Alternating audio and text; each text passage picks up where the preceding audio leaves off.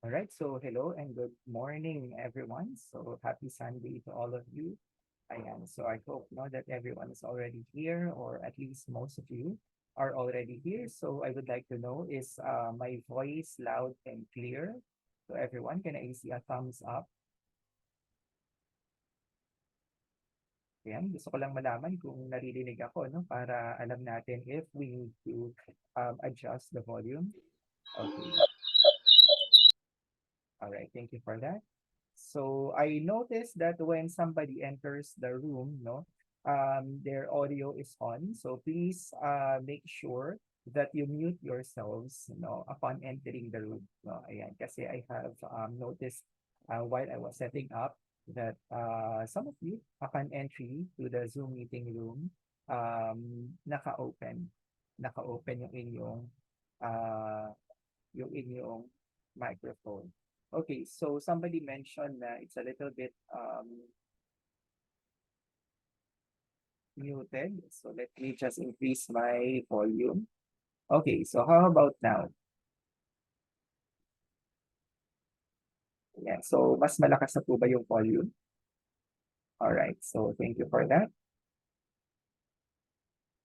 Okay, so thank you. Ayan. So I also would like to suggest that if you are at home, probably you can use an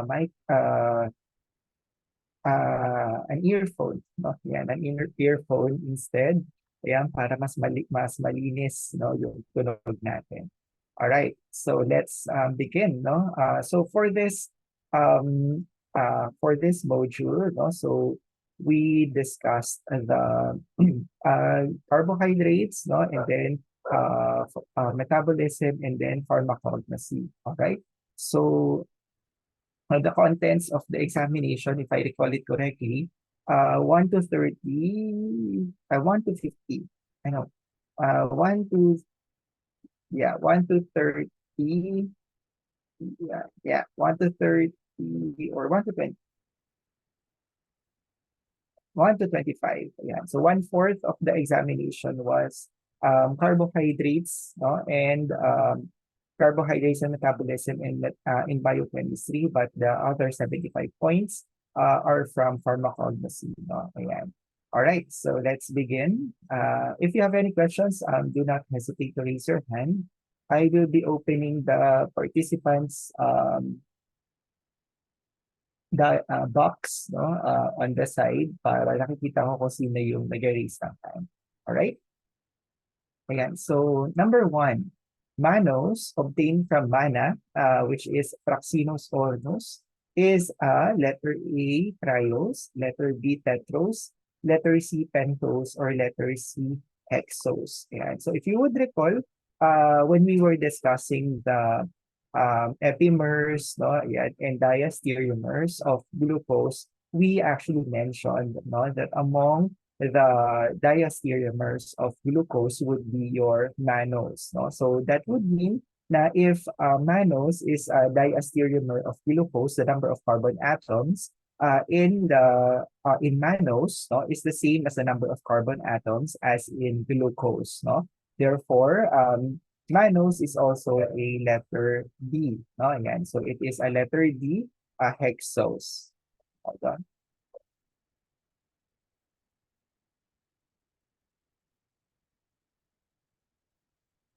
Yeah, so it is also letter D, a hexose, okay? Just like your glucose.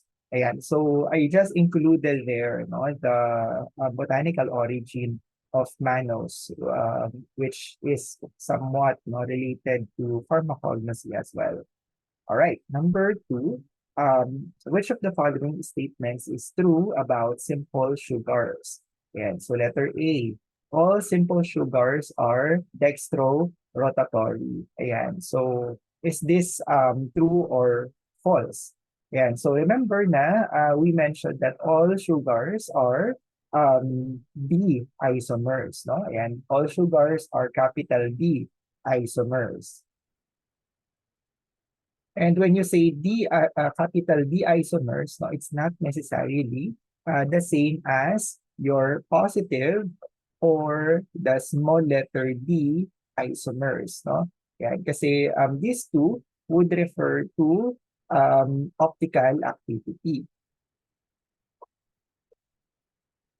It means na if you have a sugar that is positive, no, or small letter D, these sugars, no, rotate plane polarized light to the right. No? Yan. So yan yung positive or D isomers. Now, when you say capital letter D isomers naman, okay, which is all your naturally occurring simple sugars, no? Then it means that we have a structure that is similar to the glyceraldehyde. No? So yung structure ng D-glyceraldehyde natin, no, is this. No? So you have CHO, tapos COH, H, and CH2OH. Ayan. So this is your capital D glyceraldehyde. So it only means that the hydroxyl group is on the right side of the molecule. No? So this pertains to absolute configuration. Ayan. Therefore, letter A, no, is not true. Okay?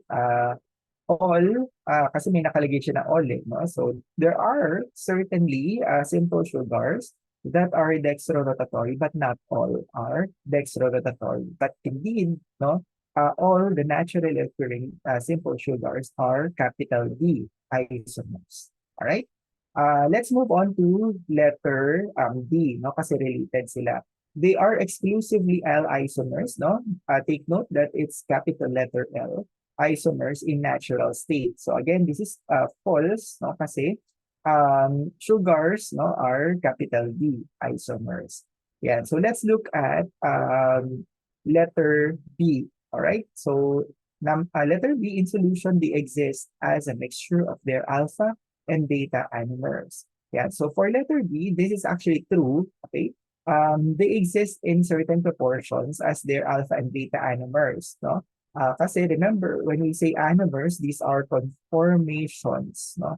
And these are conformations of your sugar. No?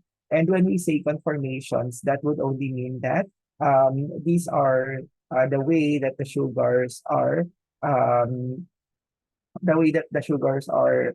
uh, rotating, no? Yan, naturally or spontaneously in solution. Okay? So letter B is actually true.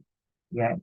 And then letter C, tautomerization of these sugars results in aldose ketose transformations. Yan. So actually, I neglected no, that there are two correct answers for number two. Yan. Kaya nakalagay doon sa inyong answers talaga ay two answers. So letter C is also true. All right. Tautomerization of sugars results in aldose ketose transformation. And remember when we say tautomers, okay? These are compounds having the same number of atoms, no, in the molecule, but they have different functional groups. No? So technically, tautomers are functional isomers. And tautomerization amongst sugars occur via an indiol intermediate. Yan. So yung aldose, magiging siyang indiol, and then the indiol will become ketose and vice versa. No? So this one is actually reversible. The ketose becomes an indiol and the indiol becomes an aldose. All right? Yan. So this is actually true. All right, for number two. And so let both letter B and C are correct for number two. All right. Now let's look at numbers 3 to 5. So according to this, no, examine the structures of the following molecules, monosaccharides, and then answer the questions that follow. Hold on, I will just open the chat box as well. Yan, para alam ko kung may nag-raise ng hand or may nag-ask ng question. All right. So number 3. Which of the following sugar pairs consists of epimers? Ayan. So remember, no, the definition of our epimers is that these are diastereomers. Okay, so ibig sabihin they are compounds having two or more chiral carbons in the molecule, and they have different configurations, no, in in uh, in one or more, no, but not all, no, positions, no, or but not all the chiral carbons. Okay, so again, these are diastereomers having all right, these are diastereomers having um, different conformations in one but not all the chiral carbons. Okay? Yan. So, ayun yung titingnan natin. No? So, which of the following sugars consists of epimers? Now, if you look at the choices, no, 1, 2, 3, and 4, 1 is a pentose. Yeah, 1 is a pentose. It only has 5 carbons. 1, 2, 3, 4, 5. So definitely any answer with number 1 will be wrong. Kasi all other choices, 2, 3, and 4 are all hexoses. So again, I would like to remind everyone, no, once you enter the room, please mute your microphone. Ayan. All right, so 2, 3, and 4 are all hexoses. Okay, so if you look at the numbers, 1, 2, 3, 4, 5, and 6. Same with this one, 1, 2, 3, 4, 5, and 6. As dito rin, 1, 2, 3, 4, 5, and 6. No? So all of the choices are hexoses except for number 1. So therefore, any answer with number 1 in it, no, would be wrong. Okay? Yeah. So ganyan yung style, no? In taking the examination, before you get overwhelmed, no, with the choices, the first thing that you have to do is analyze the choices, no? If you can eliminate some of the choices, the impossible answers, then it's easier. No? It's going to be easier for you to select the best answer. All right? Yeah. So if you would recall, ang nakalagay dito sa itaas ay choose only the letter of the best answer. No? So there can be multiple answers that may be correct, that may possibly be correct, but only one answer is the best answer. All right. So numbers number 1, no, yan, is definitely a pentose. So all the choices with 1 in them will be incorrect. So both answers A and C are incorrect. So only B and D may be correct. No? So you have a 50% chance, no, of getting the answer correctly. Ayan. So how do we determine, no, which one is an epimer, epimeric pair or not? No? Ayan. So tingnan muna natin si number 4. No? Ayan. So let's look at 3 and 4 before we look at 2 and 3. So if we look at 3 and 4, ayan, so let us put a check, no, pag magkapareho sila ng configuration and X if magkaiba sila ng configuration. I will use a different color for these two pairs. No? So yellow yung gagamitin ko dito. For 3 and 4, ayan, yellow yung gagamitin natin. So carbon number 2, magkaiba yung configuration ng hydroxyl group. Okay, that's already one. Okay? Yan, so pag epimers, di ba? Pag diastereomers, one but not all, no, configurations. Pag epimers, only one. Ayan. So I think I missed to highlight that, no, in the definition. Yeah, so again, no, ulitin natin, no, pag diastereomers, no, there's difference in configuration in at least one but not all the configurations. Pag epimers, there is only a difference in the configuration in only one. Okay, exactly one. All right. So that makes an epimer a subcategory of a diastereomer. All right. So number 2. Ayan. So carbon number 3 na pala. So carbon number 3, same position. So check. Carbon number 4, ayan, different positions. X again. Carbon number 5, no, same position. Ayan, so check. Ayan, so that means, no, 3 and 4 are in fact diastereomers. Ayan, so they are diastereomers because they differ in the configuration, no, in two positions. Okay. Ayan. So now, most probably, the answer is letter B. So tingnan natin yung letter B. Okay? Let me use a different color for this one. So kulay blue ang gamitin natin. Ayan. So carbon number 2, different configurations. All right. Carbon number 3, same configuration. Carbon number 4, same configuration. Carbon number 5, same configuration. No? Yeah, so if you look at pairs 2 and 3, pair 2 and 3, yeah, they are different only in one position. No? They are different in the configuration in one position. So these two are considered as epimers. All right. So the answer for number 3 is letter B. Yeah, so the answer is letter B. 2 and 3 only are epimers. All right. Okay. So next, number 4. Cyclization of any of these sugars results in the formation of blank group. Ayan. So if you would recall, no, we mentioned that during the cyclization of these sugars, ayan, two things can happen. Ayan. So, di ba meron tayong ketones. Ayan, pag may ketone ka, at saka pag meron kang aldehyde. No? Ayan. So remember your ketoses, no, are sugars containing the ketone group, and aldoses are sugars containing the aldehyde group. All right. Now remember that an acetal, a ketal, no, they are formed by the reaction of a carbonyl group and an alcohol group. Ayan. So, kunwari may alcohol tayo dito, no? Let's call it ROH. ROH. Now, if you would look at the structures, ganito yung ibang kulay. Ayan. Of the sugars, no?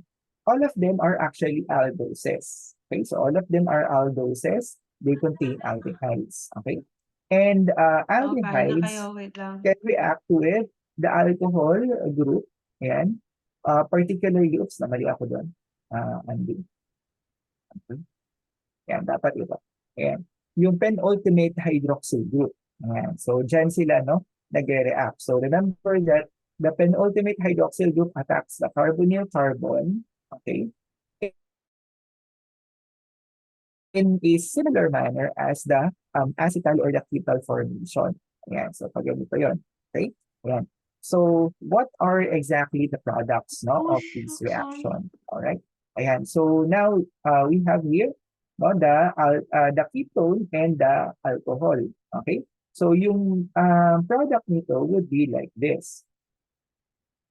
Yeah, so you have ROH and then yung R mo nandito pa rin.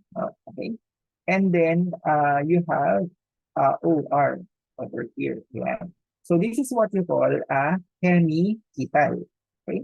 Yeah, so this is a hemiketal. So it is called a hemiketal kasi hindi pa siya fully ketal, no? Na bond or na molecule. Yan. And it's ketal kasi you have here two R groups no, attached to the anomeric carbon. All right. Now further addition or another addition of another molecule of alcohol, okay, yan, kaya may ROH tayo ulit dito, would actually produce our COR, OR, and R. So this is what you call a ketal. Ayan. Okay?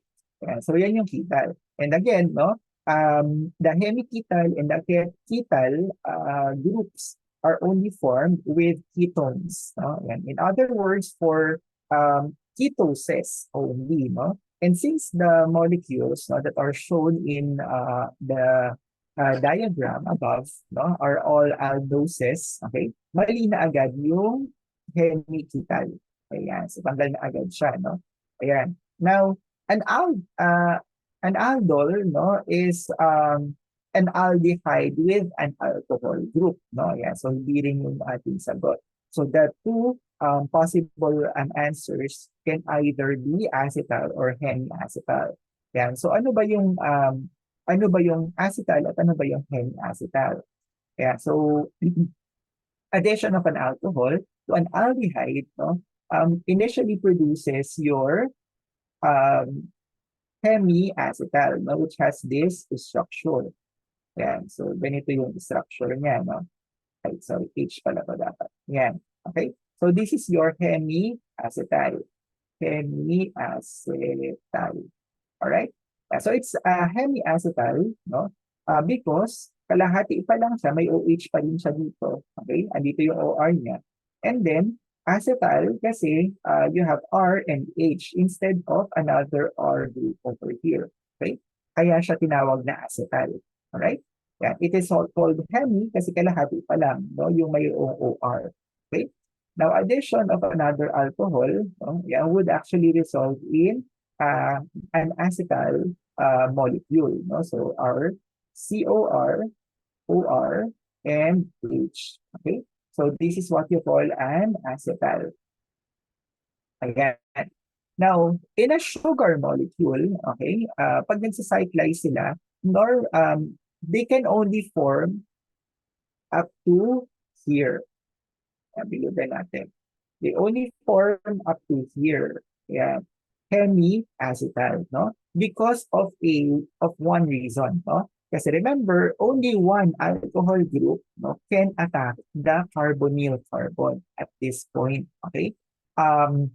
Masyado nang matindi yung steric hindrance no, at saka yung strain to the cyclic ring in order for another molecule or another hydroxyl group to attack the carbonyl group. No? So for that reason, our answer is letter C, hemiacetal. All right? Yeah. So A, acetal is wrong kasi it can never fully form an acetal molecule because ayan, kapag nag-cyclize na yung inyong sugar, okay, the other hydroxyl groups will be too far away from the carbonyl carbon. No? So hindi na pwedeng ma-attack ng another hydroxyl group yung inyong carbonyl carbon or yung tinatawag nating anomeric carbon. Alright? Ayan, that's why we only produce hemiacetal. Alright, so number 4, our answer is letter C. Alright? Pero ang dapat yung tandaan dito is that ketoses, yan, so linawin natin, no? Ketoses produce your hemiketals during cyclization, and then your aldoses produce your hemiacetals. Yan, hemiacetals when they cyclize. Alright? Yan. So yan yung dapat mong tandaan when it comes to cyclization of simple sugars. All right. Number 5, which will give a red-colored solution with fluoroglucinol and hydrochloric acid. Yan.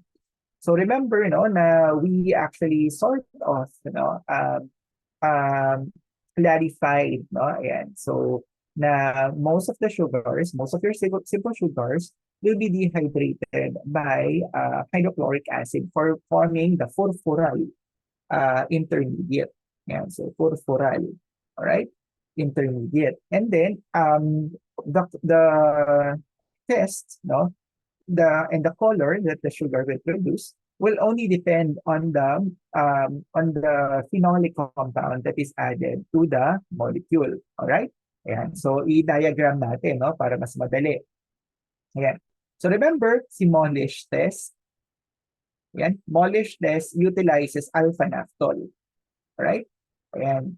And not only that, no, Molish test uses sulfuric acid instead of hydrochloric acid as its acid. All right. And this is a generic test for all sugars. No? So whether you have a monosaccharide, a disaccharide, or a polysaccharide, no, they will produce a positive result with this one. And the visible result is a violet ring, no, between the layer of the sugar solution and sulfuric acid. No? So yan yung Molish test.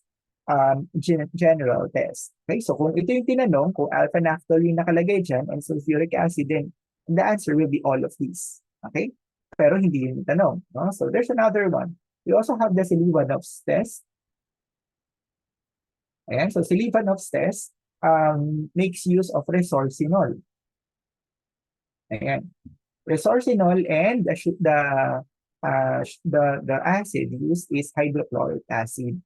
Yan. And ang kulay na napoproduce niya is also red, no? Ayan, color, but only with ketoses. Alright, so red color with ketoses.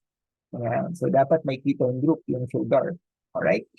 And then the last one, no, is your test for pentoses. No? So test for pentoses. TFP na lang, no, para mas maiksi. Yan. This makes use of fluoroglucinol, no, another phenolic molecule, and hydrochloric acid, and the color is red. No? The positive result is red solution with pentoses. No? Yeah. Pentoses like your ribose, your xylose, no? Ribulose, hydulose, no? Yeah, so all of those, no, are examples of your pentoses. All right? So since ang tanong ay which will give a red colored solution with fluoroglucinol and hydrochloric acid, fluoroglucinol is used for test for pentoses. So our answer will be the pentose. And there is only one pentose, no, among the structures that are shown above. So the answer is letter A, number 1 only. All right, so number 5 is letter A. All right. Next, number 6.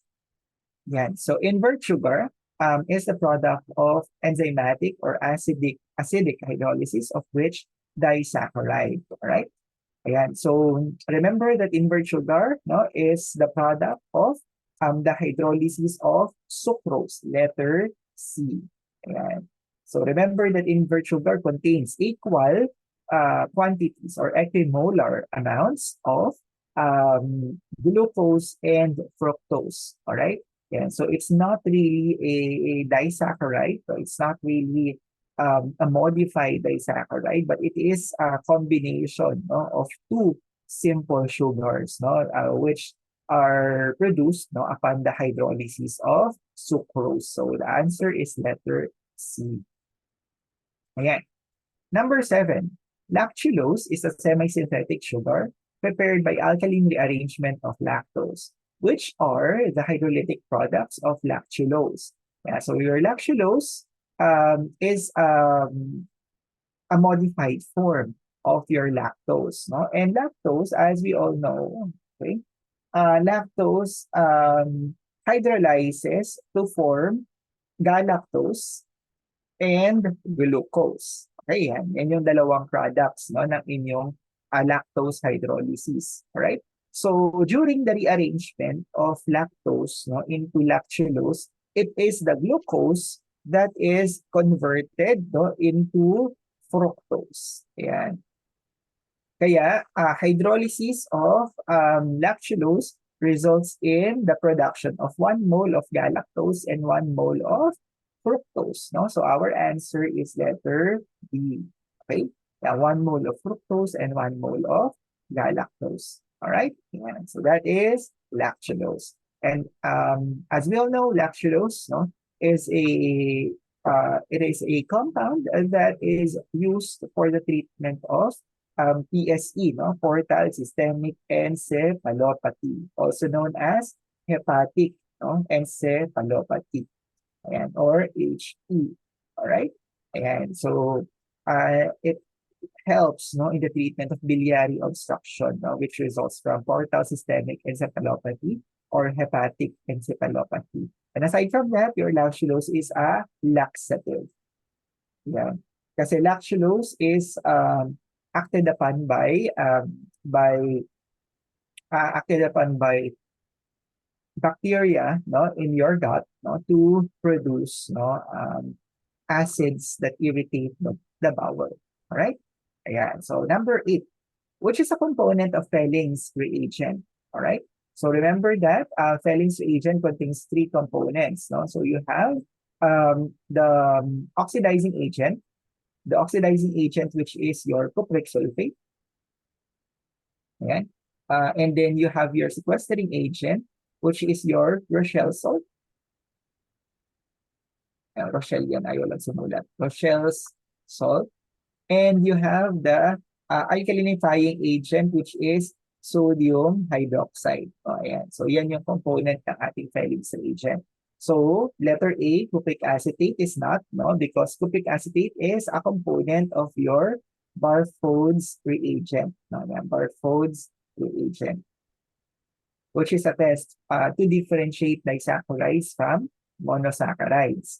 Ayan. So letter C, tingnan natin letter C. Sodium carbonate is also not a component of your Felling's reagent because this is a component of your Benedict's reagent.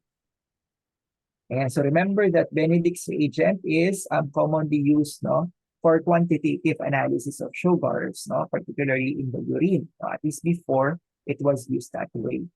And then sodium citrate is also not a component of your Felling's reagent because it is also one of the components of your Benedict's reagent. Okay? Yeah, so the only answer that is plausible is letter B. Potassium sodium tartrate, which is your Rochelle's salt. All right? Ayan. So letter B, potassium sodium tartrate, is the sequestering agent that is found in the Felling's reagent. It is your Rochelle's salt. All right. Let's proceed to number 9. Yeah, number 9, which is not a reducing sugar. Yeah, so remember, no? When we had a discussion on this one, all you need to do is to find the free hydroxyl group at the anomeric carbon. Okay? So yung una natin dapat hanapin is the anomeric carbon. And once we find the anomeric carbon, it's easy for us to determine if there is a free hydroxyl group. Ayan. So here is an anomeric carbon. Okay? This is another anomeric carbon. Yeah. This is another, hold on, anomeric carbon.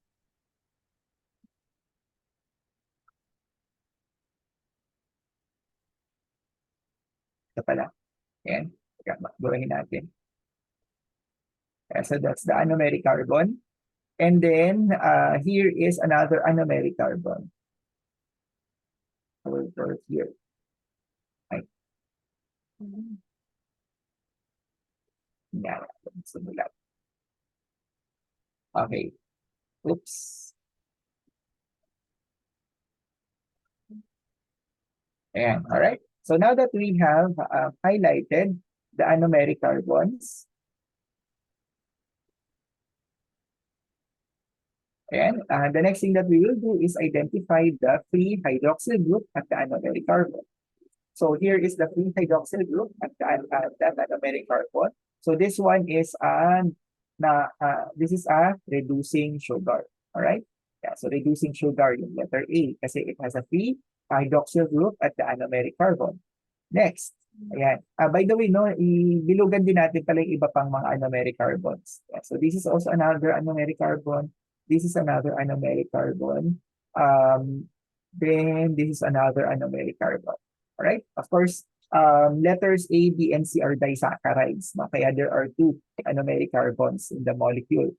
Ayan. So next, letter D, and this is the free anomeric carbon. This is the free hydroxyl group at the anomeric carbon. So letter B is also reducing sugar. So letter D is not our answer. Ayan, tingnan natin si letter D. Letter D is actually your ascorbic acid. All right? Ayan, so this is ascorbic acid which is a derived form of your sugar. All right? So remember that all simple sugars are actually reducing sugars. So um, your ascorbic acid is also a reducing sugar. So letter D is also not the correct answer. Now let's look at letter C. No? Ayan, for letter C, there are no free hydroxyl groups at the anomeric carbon, no? Yeah, kasi iisa lang naman yung pinag-connectan nila, no, at this point, and walang free hydroxyl group. So letter C is not a reducing sugar. So this is our answer, no? So our answer is letter C. Ayan. So in fact, letter C is your sucrose. Ayan. So this one is your glucose and this one is your fructose. Alright? And so it's fructose kasi it's a ketone molecule. Okay? And number 10. Branches in glycogen occur every 10 glucose residues. Which glycosidic bond links glucose molecules in the branch points of glycogen? Okay? So remember, no, by definition, pag sinabi natin glycogen has linear glucose residues linked by alpha-1,4 glycosidic linkages. No? And every 10 residues, there are branches which are linked by alpha-1,6 glycosidic linkages. So our answer is letter B, no? Alpha-1,6, number 10. All right. So next, number 11. Okay, so for number 11, pellagra is a nutritional disorder which leads to systemic disease with clinical manifestations from the skin, gastrointestinal tract, and the nervous system. This is caused by a deficiency in, and so letter A, vitamin B1. No? Vitamin B1 is your thiamine. Ayan. So, ang maire-relate natin kay thiamine ay yung Wernicke-Korsakoff syndrome, which is a syndrome that is usually observed with chronic alcoholism. Kasi chronic alcoholism results in a malabsorption of vitamin B1, ayan, in the body. All right? Ayan. So, this is not our answer. All right? Letter B, vitamin B2. Vitamin B2 is riboflavin, and riboflavin results in a riboflavinosis, okay, which results in scaly skin, ayan, gums that appear dry, ayan, and similar patterns, all right? Ayan, so meron din siya cheilosis, ayan, so cheilosis, pagdurugo, no, ng gums, no? And ayan, bilang natin, riboflavin. And then letter C, vitamin B3, this is your niacin. Ayan. Or nicotinamide. Alright? And letter D, vitamin B6, this is your pyridoxine. Ayan. So remember, deficiency of vitamin B6 or pyridoxine results in peripheral neuropathy. All right. So letter C, niacin is our answer. No, deficiency in niacin results in pellagra. Ayan. So which manifests, no, as problems in the skin, gastrointestinal tract, and the nervous system. All right. Number 12. Vitamin B2 is also known as, yan, so letter A, cholecalciferol. Letter B, ergocalciferol. Letter C, retinol, or letter D, stigmasterol. All right. Remember that we have these uh, two compounds. Ayan, hold on.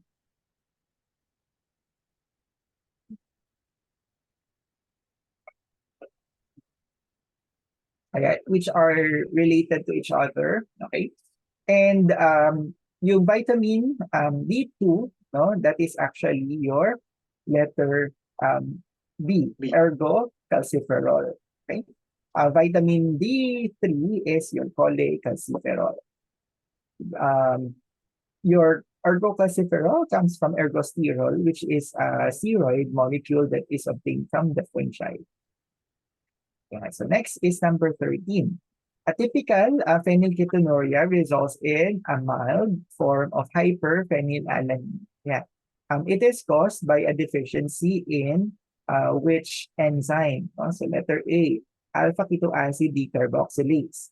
Yeah, so yung alpha ketoacid decarboxylase deficiency, no, can actually be observed, no, in MSADS. No? Ito yung maple syrup urine disease. Okay, ayan. So MSAD. All right. So it can be it can result, no, in mental retardation amongst kids, no, and the prognosis is very very low, no, for MSAD. Problem ito ng metabolism of the branch chain amino acids. All right, MSADs. Now, your, ano naman, letter C, lysyl oxidase, no?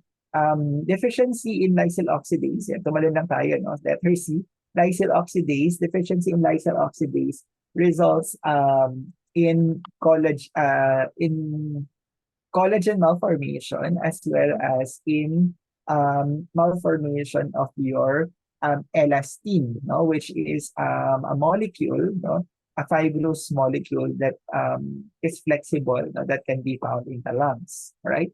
So this is also not our correct answer. So letter D, phenylalanine hydroxylase, and letter B, dihydrobiopterin reductase. These two, no, deficiency of these two enzymes can result in a form of hyperphenylalaninemia, no? Yeah, which is also known as phenylketonuria.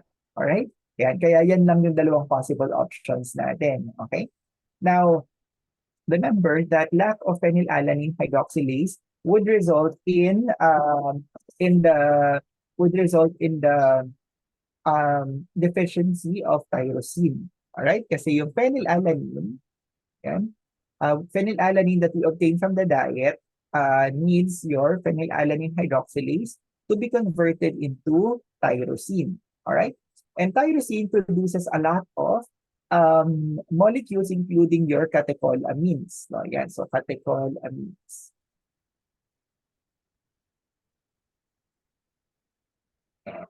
Yan. Like your dopamine or epinephrine, no? Ayan. So the lack of phenyl hydroxylase actually results in decreased quantity of tyrosine resulting in classic phenylketonuria, which is a severe form of hyperphenylalaninemia. All right. So letter D is not our answer. No? So our answer is letter B, dihydrobiopterin reductase. All right. Ayan. So remember that dihydrobiopterin reductase is an enzyme, no, that will reconvert your tetrahydrobiopterin. Ayan. Meron kasi tayo ditong TH4, and that's your tetrahydrobiopterin. And yung tetrahydrobiopterin ay nako-convert into dihydrobiopterin. Okay? Yeah, now your dihydrobiopterin reductase reconverts your dihydrobiopterin into tetrahydrobiopterin, which is a coenzyme needed by phenylalanine hydroxylase to convert phenylalanine to tyrosine. Alright?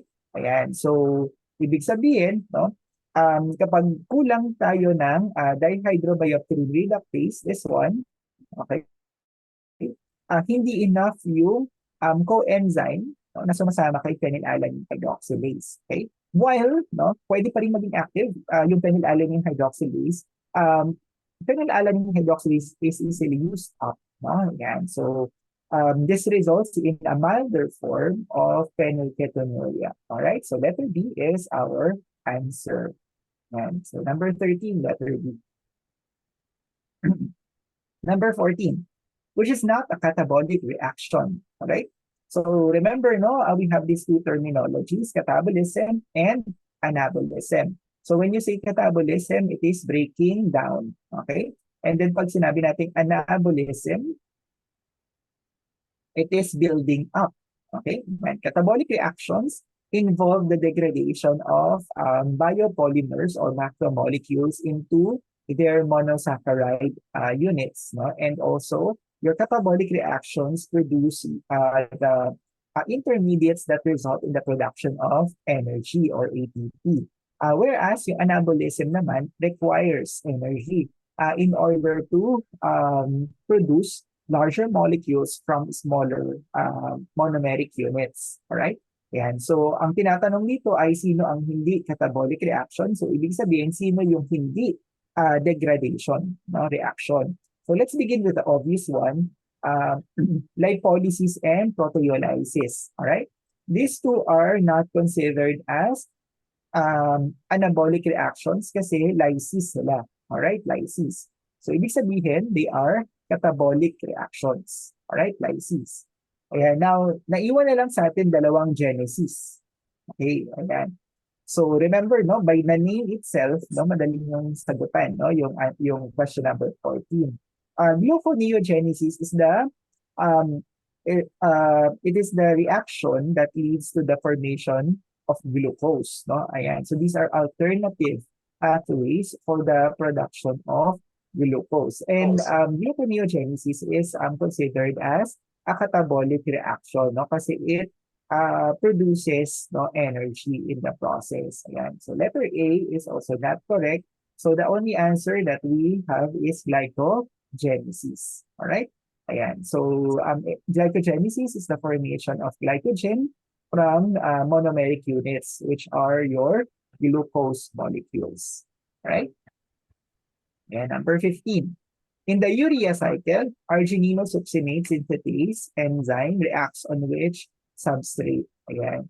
So, remember na, argininosuccinate synthetase, okay, enzyme, okay, builds no, argininosuccinate. Alright, ayan. So, gumagawa siya ng argininosuccinate. No? Ayan, kasi nga, base sa pangalan, no, it is a synthetase enzyme. Okay?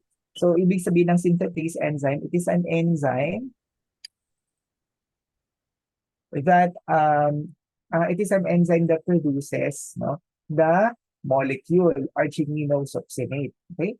And yung synthetase na term, no, ibig sabihin niya, this requires ATP. No? Kasi pag synthase, no, ibig sabihin walang ATP na involved. Now, argininosuccinate synthetase enzyme actually requires two molecules. No? Ayan, gumagamit ito ng citrulline and aspartic acid. No? Ayan, letter B. Ayan, so letter B. Ayan, so citrulline and aspartic acid are combined to produce argininosuccinate. Alright? Yeah, so that's your number 15. Yeah, number 16. Transfer of the amine group from amino acids to alpha-ketoglutarate. The alpha-keto acid of your glutamic acid requires which coenzyme? Yeah, so remember that the coenzyme that is required by SGOT and SGPT, IC, letter B, pyridoxal phosphate or vitamin B6. And number 16, number 17. Blank is the main source of energy in aerobic cells. And our answer is letter D, oxidative phosphorylation. All right. Remember that in oxidative phosphorylation, okay, electrons are transferred, okay, from one complex to another. No? So sa complex 1, andoon ang inyong NADH. Tapos sa complex 2, nandoon si 5H2. Okay? You also have the Q complex and the cytochrome C, no, complex, no, and which can be found at complex 4, no, where oxygen, no, accepts electrons. No? So oxygen is the final electron acceptor in the electron transport chain. And these two, the NADH and the FADH2, produces the most number of ATPs, no, in aerobic cells. So letter D, oxidative phosphorylation, is the main source of energy in such cells. All right. Number 18. In eukaryotes, cytosolic NADH produces how many moles of ATP via the electron transport chain? All right. Ayan. So for this one, um, remember na, yung NADH that is in the cytosol um, enters, no, via the glycerol 3-phosphate pathway.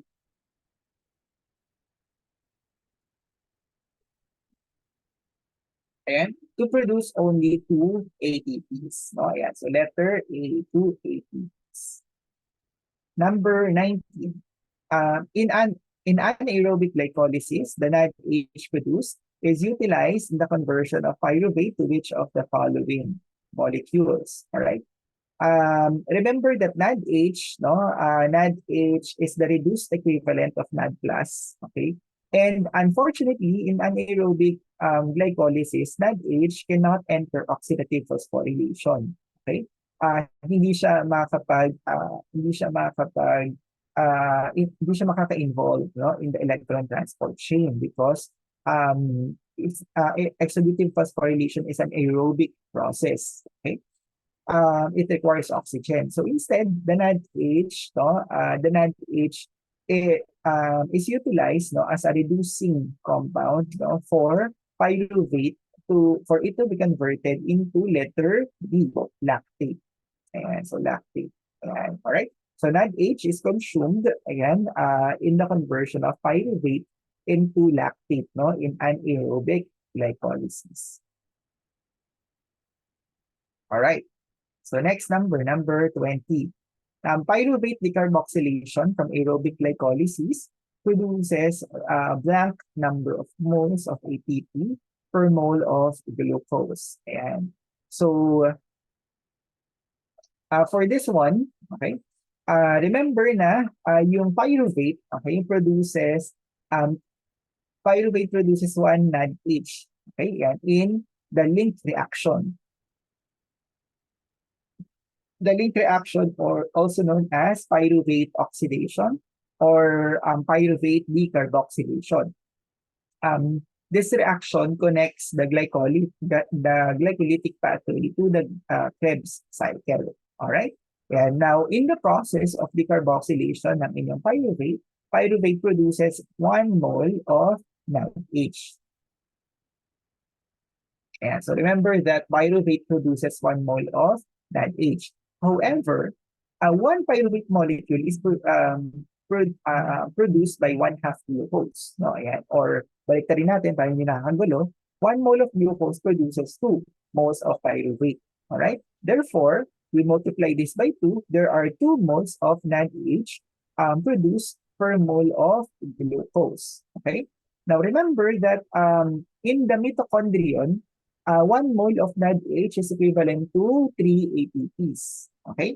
So 2 times 3 is equal to 6. No? So our answer is letter C, 6 ATP moles. No? 6 moles of ATP are produced per mole of glucose. Alright? So I hope that was clear. No? Ayan. Okay, so sige, simulan natin from the beginning. So remember that in glycolysis, glucose produces 2 pyruvate molecules. No? And the conversion of pyruvate into acetyl coenzyme A, no, is called the linked reaction. All right, it is also known as pyruvate oxidation or pyruvate decarboxylation. Okay, when pyruvate is converted into acetyl coenzyme A, it produces 1 mole of NADH. All right. Since there are 2 moles of pyruvate produced per mole of glucose, then there are also 2 moles of NADH produced, no, per mole of glucose through pyruvate oxidation. Okay? And since in the oxidative phosphorylation, NADH produces 3 ATPs, no? So we multiply it by 2, kaya our answer is letter C, 6. Okay, number 21. which is the correct combination of energy-yielding products of Krebs cycle per mole of acetyl coenzyme A. Yeah, so remember, no, one mole of acetyl coenzyme A produces 3 na if G. All right? Ayan. So 3 NADH, 1 FADH2, and 1 G2P. All right? Ayan. So the answer is letter D. Number 22. Which of the following pathways occur exclusively in the mitochondrion? Ayan, so remember that meron tayong code dito, di ba? Ayan, in the mitochondrion, mainit. No? Ayan, so cook. Ayan, C-O-O-K. No? Ayan, so C stands for citric acid cycle or the tricarboxylic acid cycle, also known as Krebs cycle. And then O is oxidative phosphorylation. Another O is beta oxidation of fatty acids. And then K is ketone body formation. All right? Ayan. So, of if those, no, ayan, of those letters, no, ang pumasok dito ay si letter C. So, number 22 is beta oxidation of fatty acids occur exclusively in the mitochondrion. Ayan. So, remember that fatty acid synthesis occurs in the cytosol. And gluconeogenesis and urea cycle occur both in the cytosol and mitochondrion. Yeah, so pareho sila, no? They occur in the cytosol and the mitochondrion. Nagta-transfer, all right? Nagta-cross between the membranes of your mitochondrion. All right, so number 23. Yeah, stearic acid, no? 18-0 is a long-chain fatty acid that is usually found in various plants and animals. It is majorly found as a component of shea butter and cocoa butter. What is the net yield of ATP produced by this fatty acid upon complete metabolism? Ayan. So to be able for us to compute for the ATPs no, produced by this one, and transfer lang ako sa whiteboard. Ayan. All right. So, stearic acid is an 18-carbon saturated fatty acid. All right. Yeah, so if we are to draw no, the fatty acid, so we have CH2, CH2, yeah, CH2. Yeah, for some reason, no, napagtripan kong isulat yung CH2, pero sige, hayaan mo na. 1, 2, 3, 4, 5, 6, 7, 8, 9, 10, 11, 12, 13, 14, 15, 16, 17, 18. All right, yeah. So 18 carbons. 1, 2, 3, 4, 5, 6, 7, 8, 9, 10, 11, 12, 13, 14, 15, 16, 17, 18. Yeah, so remember that in beta oxidation, okay, acetyl coenzyme A no, is removed no, yeah, from every cycle okay, of your beta oxidation. Okay, first off, no, fatty acyl coenzyme A is actually produced.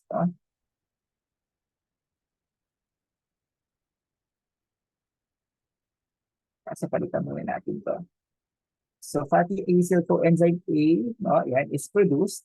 And ayan, para lang ma-review lang natin, no, remember that fatty acyl coenzyme A cannot enter the mitochondrion, no, the inner membrane of the mitochondrion. So your fatty acyl coenzyme A requires carnitine shuttle, okay, to be able to enter. So yung carnitine will combine with your fatty acyl coenzyme A, okay, and then papasok silang dalawa, okay, removing the coenzyme A, okay, and then yung fatty acyl carnitine, okay, enters the inner membrane of the mitochondrion, and after fatty acyl carnitine enters the inner membrane of the mitochondrion, the carnitine no, is cleaved from the fatty acid moiety, no, reforming your fatty acyl coenzyme A. And then the fatty acyl coenzyme A will be broken, no, in in fragments, no, of acetyl coenzyme A. No? So every round, no, of the beta oxidation, 1 mole of acetyl coenzyme A is removed. Yan. So bibilangin natin how many acetyl coenzyme A are removed per round. Okay? So meron tayo dito 1, okay, 1 acetyl coenzyme A, 2 acetyl coenzyme A, tapos 3 acetyl coenzyme A, and 4 acetyl coenzyme A, 5 acetyl coenzyme A. Oops, I'm sorry.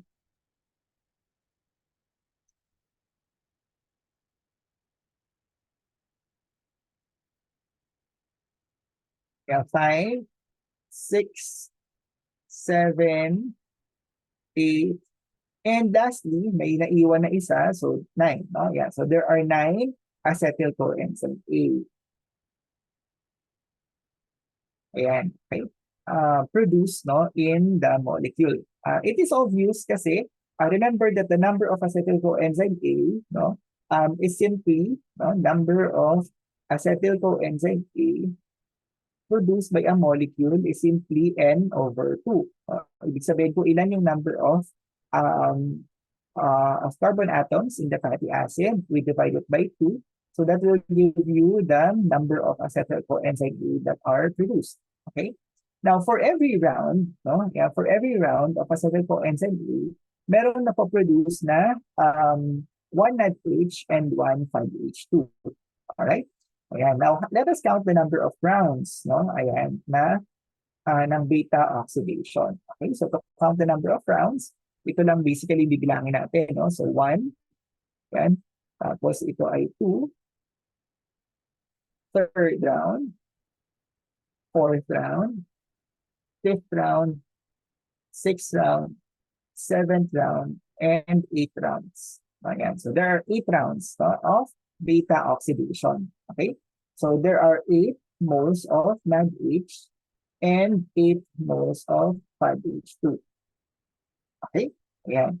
So yan yung ating count. Alright? Now, remember that when it comes to number of terms,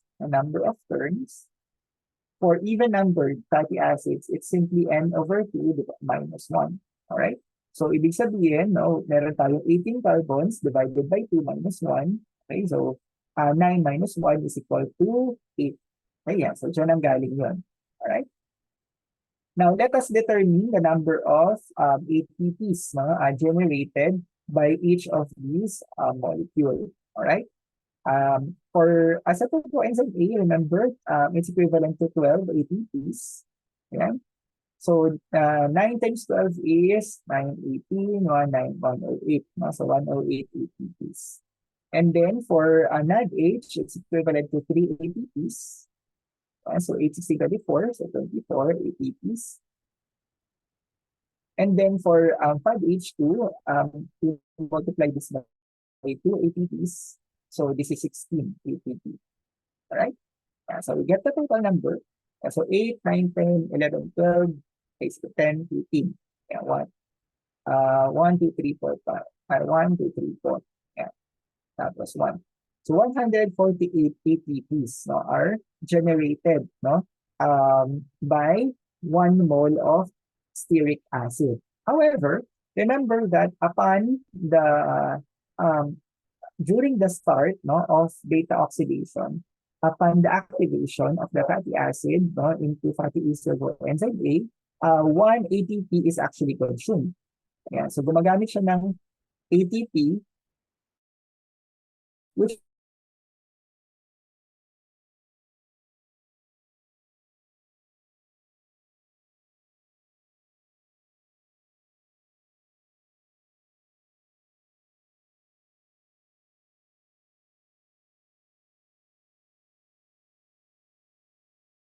ATPs. Alright, so nasundan po ba yun? Alright, so let's go back to, uh, yeah.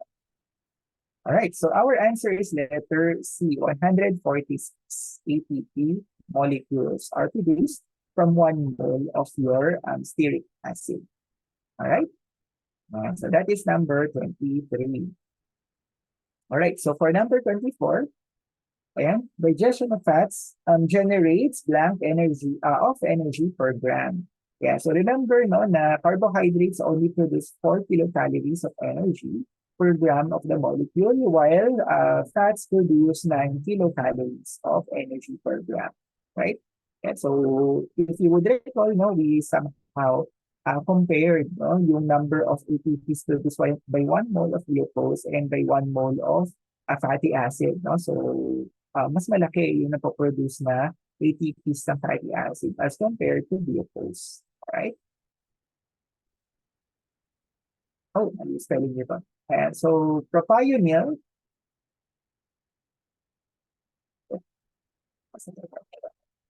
propionyl CoA, the final acyl coenzyme A produced in the beta oxidation of odd-numbered fatty acids enters the Krebs cycle through which intermediate. Ayan. So our answer is letter D, succinyl coenzyme A. All right? Ayan. So number 25. Ayan. Ayan. So remember no, na when it comes to unnumbered fatty acids, no, they do not necessarily produce no, acetyl coenzyme A lang. Ayan. They produce acetyl coenzyme A except for the last beta oxidation. No? In the last beta oxidation, propionyl coenzyme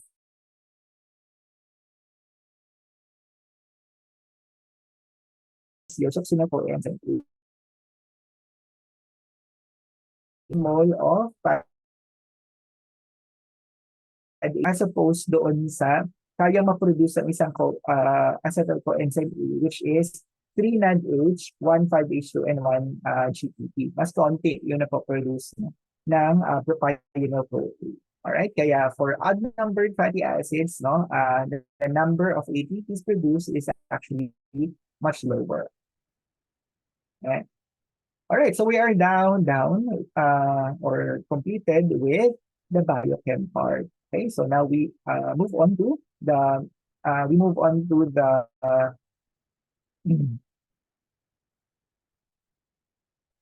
pharmacognosy part. Okay, number 26.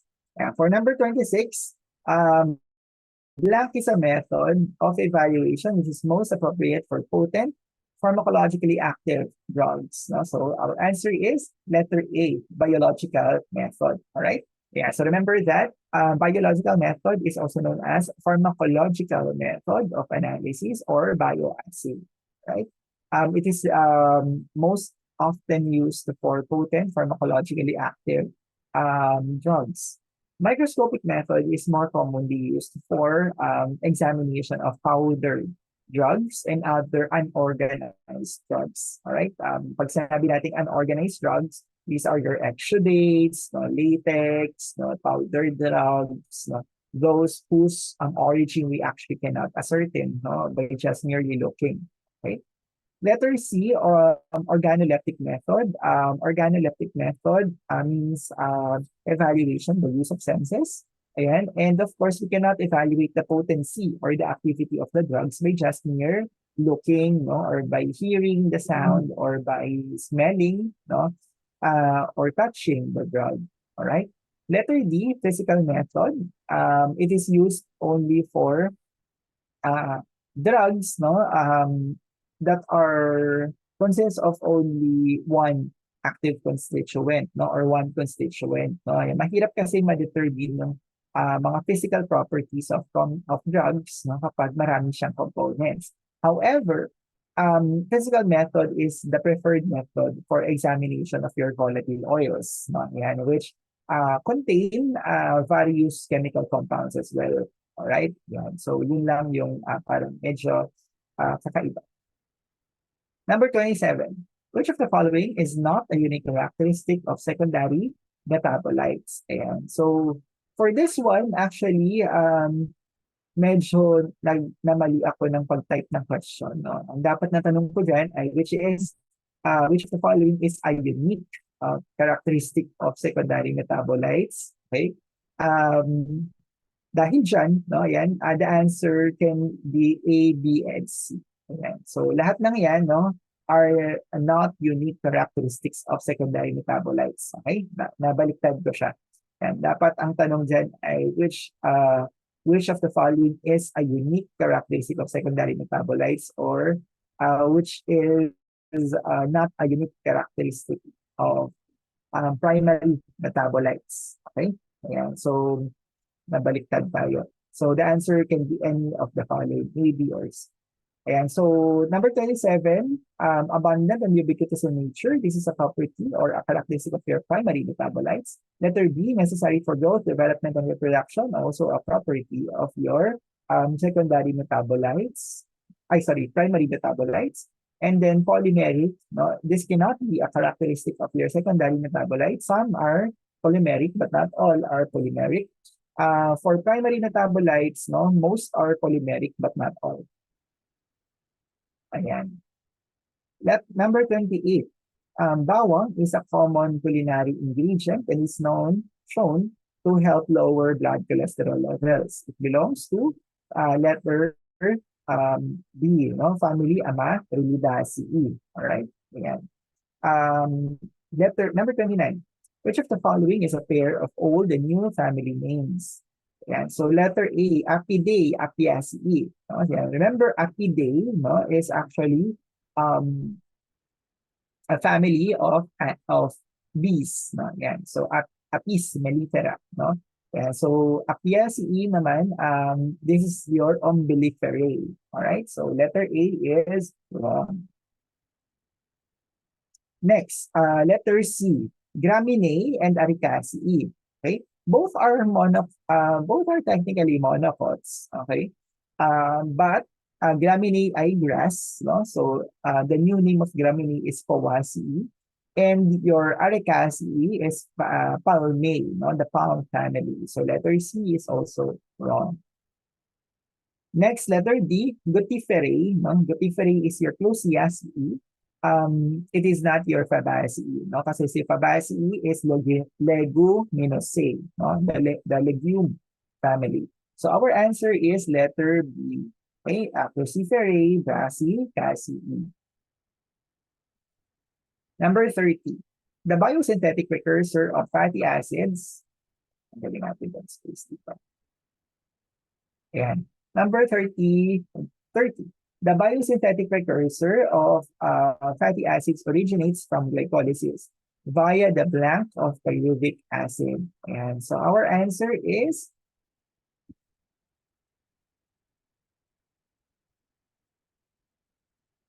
letter C. Ayan. So oxidative decarboxylation of pyruvic acid. Ayan. So remember na, ito yung na-mention na natin kanina, pyruvic acid is converted into acetyl coenzyme A via the link reaction. All right? And that is known as your pyruvate decarboxylation kasi CO2, carbon dioxide, is removed from the molecule producing acetyl coenzyme A. It is also an oxidation process, kaya tinatawag din siyang pyruvate oxidation. Okay? So, letter C, oxidative decarboxylation. Number 31. The mevalonate and the deoxycellulose phosphate pathways are together responsible for the biosynthesis of a vast array of terpenoid and steroid metabolites. The deoxycellulose 5-phosphate is derived from pyruvic acid and, ayan, so our answer is letter C. Ayan, glyceraldehyde 3-phosphate. Ayan, so remember na, the deoxycellulose 5-phosphate produces the two biochemically active isoprene units, no? Your DMAP, dimethylallyl diphosphate, and your ITP, no? Ayan, si isopentenyl diphosphate. Okay? Now, your the deoxycellulose 5-phosphate, no? Ayan, can be produced from products of your glycolysis, no? Which are glyceraldehyde 3-phosphate and pyruvic acid. Now, si mevalonate naman, si mevalonic acid also produces terpenes, no? So, ibig sabihin, mevalonic acid also produces your DMAPP and your ITP. However, the precursors of your mevalonic acid ay free moles of acetyl coenzyme A. Alright? Ayan. So, next, yung erythrose 4-phosphate and phosphoenol pyruvate naman, remember na yung phosphoenol pyruvate comes from your glycolytic pathway and your erythrose 4-phosphate comes from your pentose phosphate pathway. Combination of these two, no, results in the production of shikimic acid. Yeah, shikimic acid. All right. Number 32.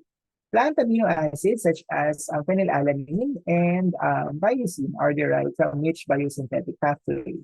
So remember that um, phenylalanine and tyrosine are aromatic amino acids.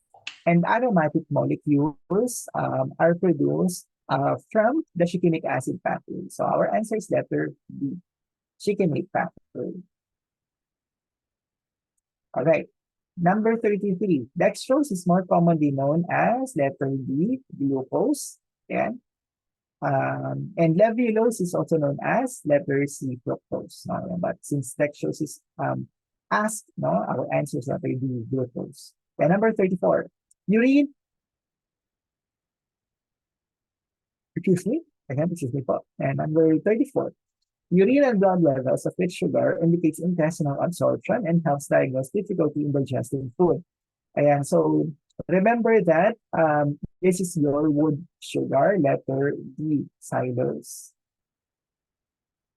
Ayan. Number 35.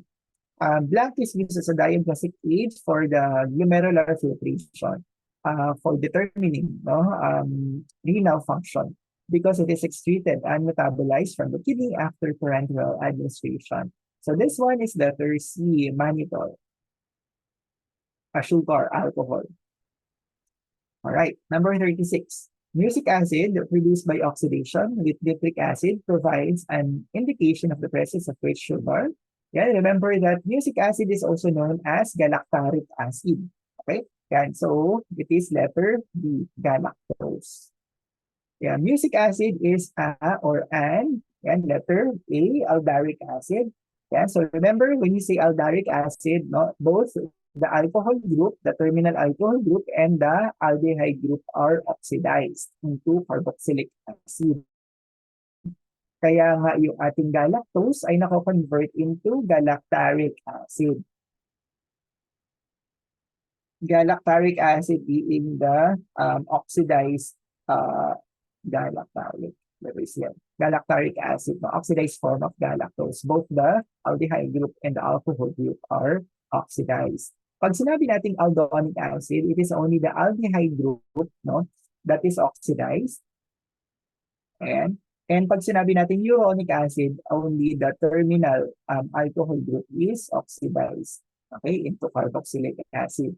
And sugar alcohol is reduced form. So ibig sabihin, the aldehyde group of the sugars are reduced into alcohols.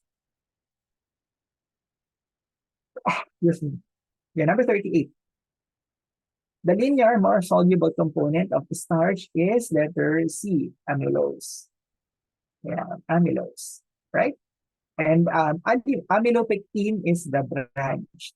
Okay, so remember that amylopectin is a larger molecule, no? Kasi it is a branched molecule that is found in starch. And amylopectin consists of linear chains linked via alpha 1,4 glycosidic linkages. And every 20 residues, no, there are branches that are linked via alpha 1,6 glycosidic linkages. All right, number 39. Blank is a dried gum obtained from the trunks of the tree is Terculia urens. So this is letter C, caraya. Yeah. So caraya is the gum that is obtained from is Terculia urens. Yeah. Okay. Next, we have your the major component of tragacan is letter B, basurine. Ayan. So remember that yung basurine, no, it consists your tragacan, no, up to 60 to 70%. Yung tragacanthine only produces, no, or is only present in 30%, 30 to 40%. So the major component is basurin.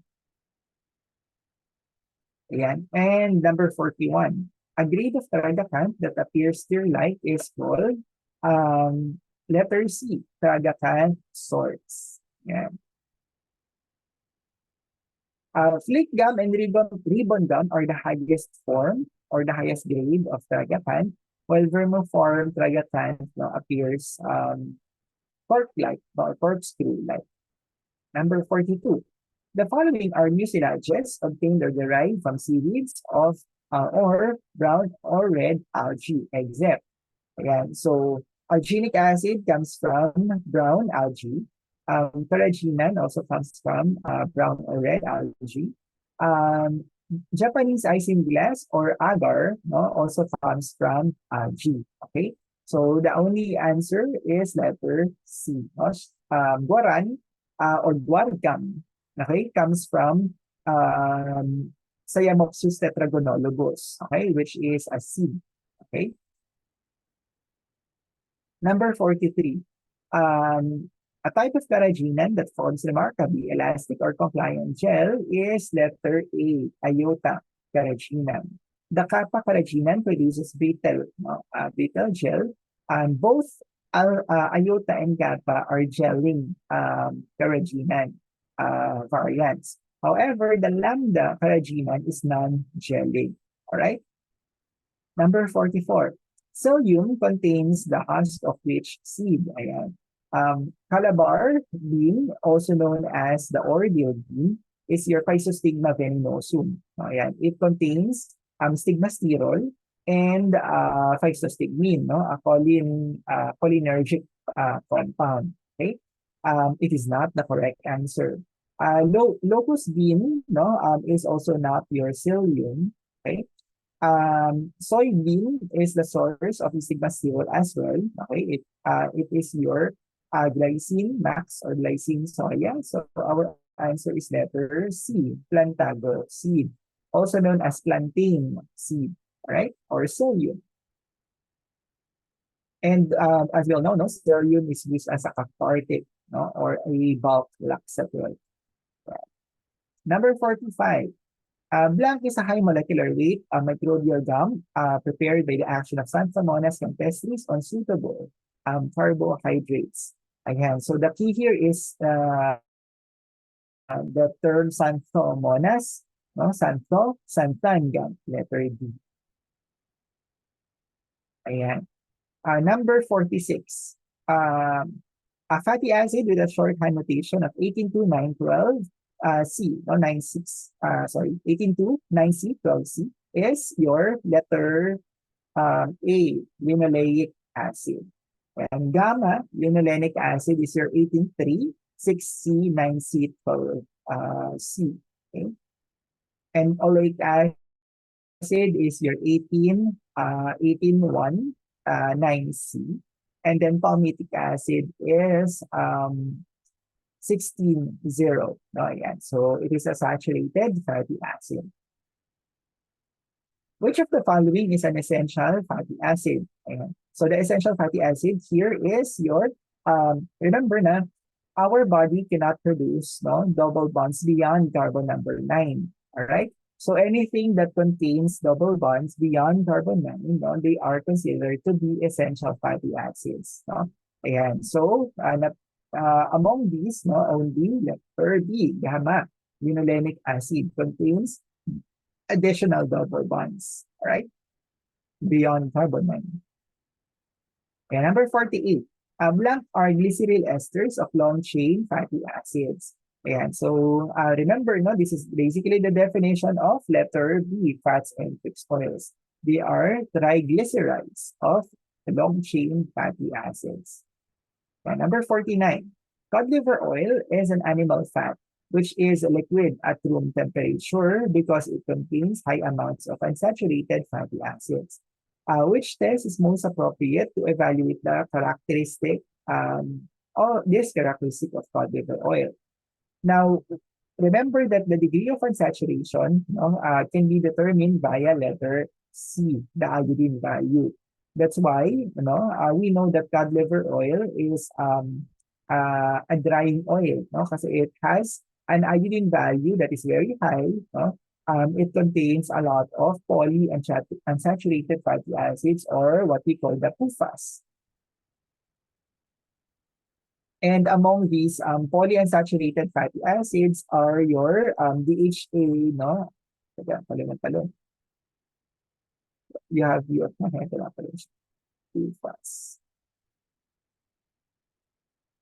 And you have your DHA, no, docosahexaenoic acid, DPA, docosapentaenoic acid, and EHA, no, eicosapentaenoic acid, EPA, no, eicosapentaenoic acid. Ayan, which is a non-drying oil. Remember that a non-drying oil is an oil having an iodine value of 100 or lower, okay, or below 100 iodine value, okay? And normally, non-drying oils are used as cooking oils, no? Kasi we don't want, no, for your cooking oils na mataas yung iodine value niya, no? Kasi if the iodine value is high for cooking oils, there is a higher tendency for rancidity to occur, all right? And we don't want a rancid oil, no, for our cooking, no? So the answer, no, for number 50 is letter C. Yan, olive oil. While, of course, we know that olive oil contains oleic acid, which is an unsaturated fatty acid, okay, it does not contain as many, no, unsaturated fatty acids as the other fatty acids that are, or oils, no, that are in these choices, no.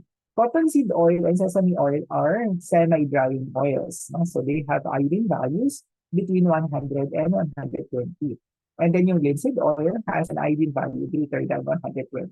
So linseed oil is considered as a dried oil.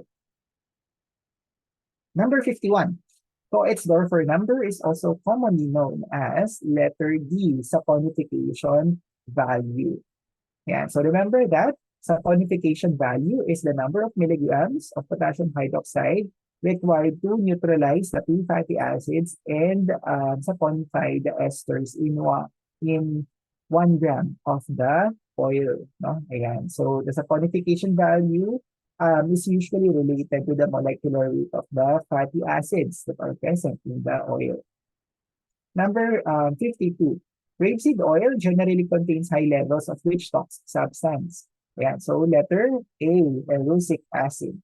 So remember that gossypol can be found from cottonseed oil.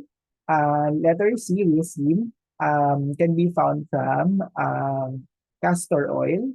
And then forbol can be found from any Euphorbia species. Yeah, number 53. The botanical origin of rapeseed oil is, ayan, letter A, Brassicas campestris, letter B, Eleis guinensis, letter C, Herianthus annulus, or letter D, Prunus amygdalus var amara. Ayan, so remember na rapeseed oil comes from the Brassica species, no? So Brassica campestris, no? So letter A. Ayan. Number 54. Tubang bakod, a local source of fixed oil, contains which toxic substance? Our answer is letter C, curcin. No? Ayan. Kasi tubang bakod is your Jatropha curcas. No? Ayan, Jatropha curcas. From family Euphorbiaceae pa rin. Which fatty acid was used in the treatment of leprosy? Ayan, so the answer is letter A, hydnocarpic acid or chalmogdic acid. No? Ayan, so those two, no, used to be a treatment for leprosy. Number 56. The fallen, decomposed, or refused leaves that are allowed to ferment furnish this grade of oil which contains large amounts of free fatty acids. And remember that if an oil contains large amounts of free fatty acids, no, the acid value gets very high. All right. And so this type of oil has a high acid value. All right. And ayun ay si letter D, turnant oil. Number 57.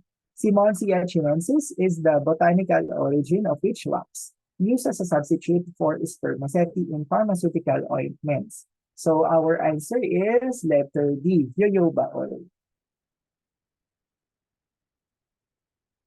Letter A, beeswax comes from Apis mellifera, your yellow wax and your white wax. Carnauba wax comes from Prunus serotina. Ay, Prunus copernicia pala, no? Which is a palm tree. And then cetyl esters wax naman ay alternative as well for spermaceti, which comes from your Physeter macrocephalus, no? The head of the sperm whale. Yeah. Ay, sorry. For Carnauba wax, Copernicia prolifera. Nabaliktad ko. Yeah, Copernicia prolifera. Yeah. Number 58. Which of the following tests can be used to detect stigmasterol from soybean oil? Yeah, so remember that stigmasterol is a steroidal molecule. And to be able to detect steroids, no, there are two tests that we can use. Lieberman-Borchardt test and Sarkozy test. So letter C is our correct answer. Benedict's test, no, is a test for reducing sugars. Keller-Kiliani test is a test for the oxysugars.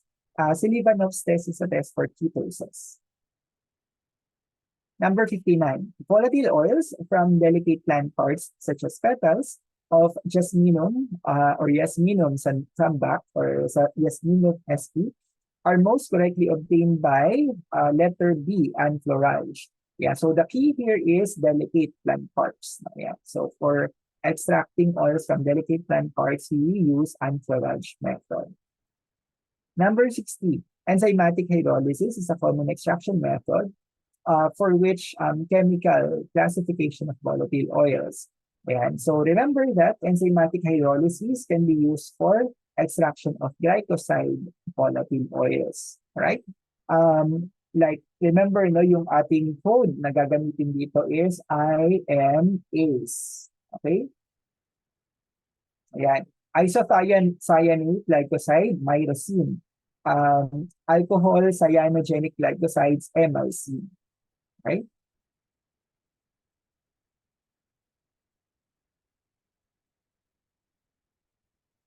Yeah, number 61. Empyromatic oils are obtained by which method? Yeah, remember, empyromatic oils such as turpentine and juniper tar, no, are produced via rectification, also known as letter A, dry distillation. The oxidized hydrocarbon portions of volatile oils are called, ayan, pag sinabi natin kasing oxidized, these are the solid components of your volatile oils, no? And L-eucene, ito yung oily layer or the oily component of the volatile oils. The oxidized or the solid component is your your stearopine, letter D. Number 63. Which volatile oil constituent is not derived from shikimic acid? So all of the following are aromatic volatile oil constituents except for letter B, camphor, which is a monoterpene. And number 64, Simbopogon citratus, which contains aldehyde volatile oils such as citronellal and citral, is commonly known as letter B, lemongrass. Remember that citronella grass, no, or citronella plant is your Symbopogon winterianus or Symbopogon nardus, no, a completely different species compared to your lemongrass or tanglad. Number 65, Gaultheria oil, or also known as oil of wintergreen, chiefly contains which constituent? The answer is letter D, methyl salicylate. No? So again, this is your efficacy oil, methyl salicylate. Number 66, limonene is the main component of orange oil, obtained from the fresh peel of ripe oranges, which correctly describes the structure of limonene. Letter A, monoterpene. No? In fact, limonene is an example of a hydrocarbon volatile oil constituent that is considered as a monoterpene, all right, that is found in the orange oil. Okay, number 67. Taxol, also known as paclitaxel, an anti-cancer drug obtained from the bark of Pacific yew, Taxus brevifolia, or is considered as letter C, triterpenes. Yeah, number 68. The immediate biosynthetic precursor of steroids is, ayan, so for steroids, remember that the immediate precursor is letter D, is squalene. All right? And it is when your geranyl diphosphate is converted into farnesyl diphosphate. And then once it is farnesyl diphosphate, okay, two molecules of farnesyl diphosphate combines, no? So farnesyl diphosphate ay mayroong 15, okay, carbons each. So pag nag-combine sila, you will now have 30 carbons each. Upon this combination, no, the molecule cyclizes. Okay, yan. So yun yung inyong squalene. Yan. So pag nag-combine yung dalawang farnesyl diphosphate molecules, that's when the squalene is actually formed. And it is the immediate precursor of your steroids. Number 69, the most common sterol in plants is your letter C, beta cetosterol. Nakapala ko yun sa all right. Okay, number 70. Blank are C24 steroids that have doubly unsaturated six-membered lactone ring at the 17 beta side chain. Ayan. So remember that steroidal compounds, no, have various, no, structures. No? So meron tayong sterols.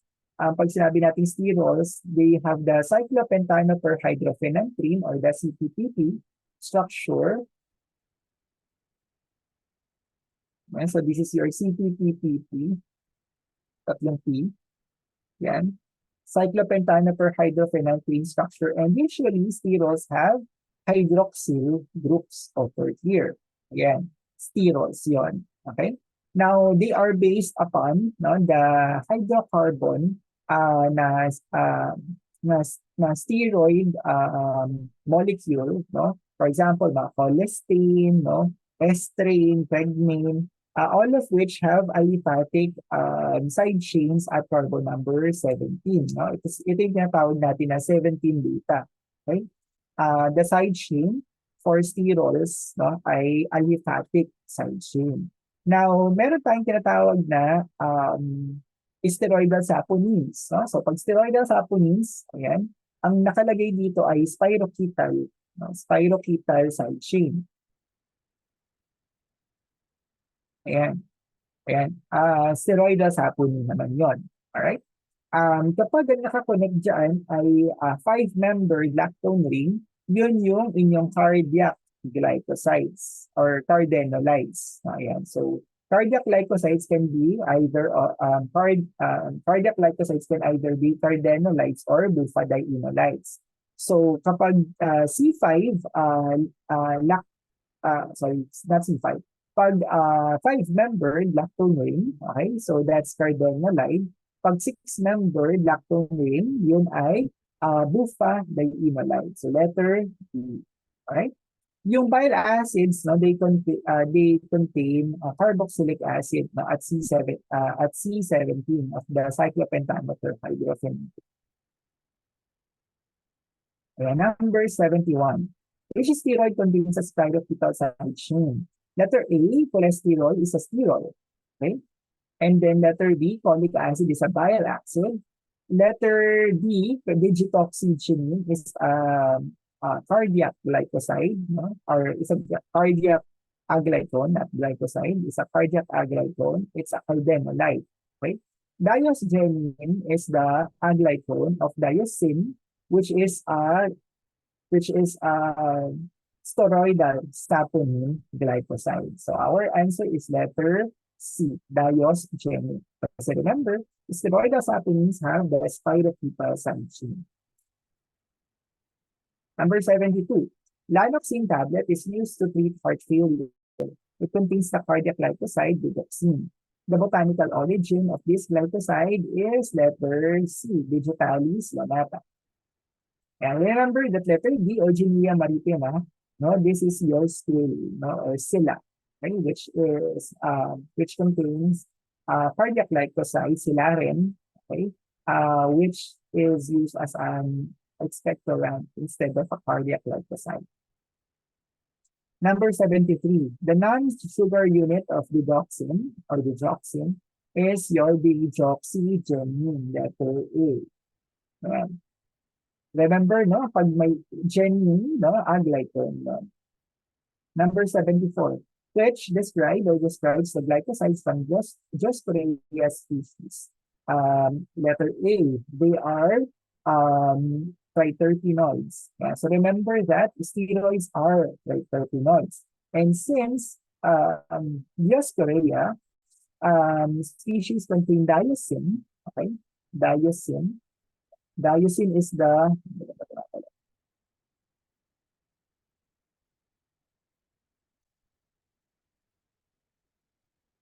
ah,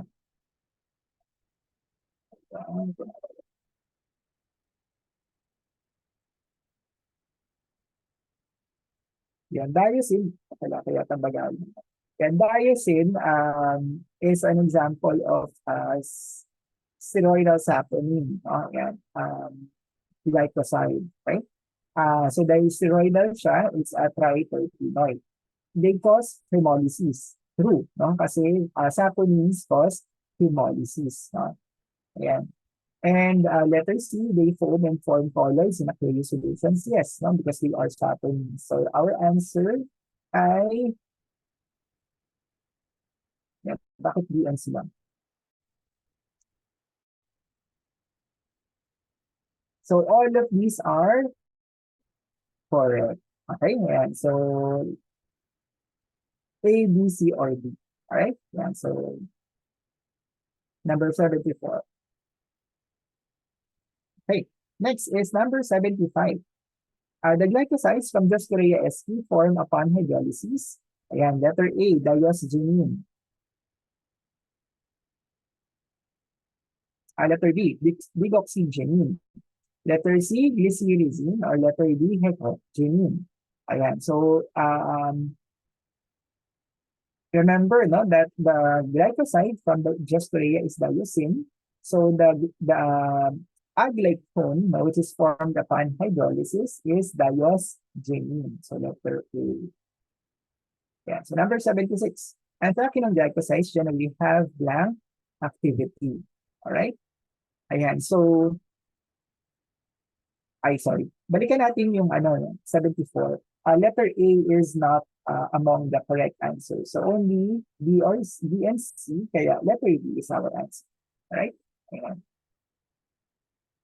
Okay. So number 76. Anthraquinone glycosides generally have blank activity. Ayan. So for number 76, no, ayan, remember that anthraquinone glycosides generally have letter B. It's cathartic activity. All right. So examples of your anthraquinone glycosides are, of course, your senosides, cascarosides. Ayan. So they are all cathartic compounds. Number 77. The botanical origin of Tinivellicena is letter C, Cassia angustifolia. Yeah, so letter A, Cassia acutifolia is your Alexandria sena.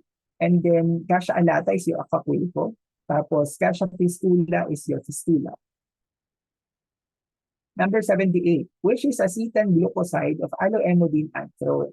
This is your letter A, verbaloin. Verbaloin. No? Ayan. Verbaloin is the main glycoside component of your alloy. Ayan. So, yun yung pangalan niya, verbaloin. So, it is acetan glucoside of alloemodine anthrol.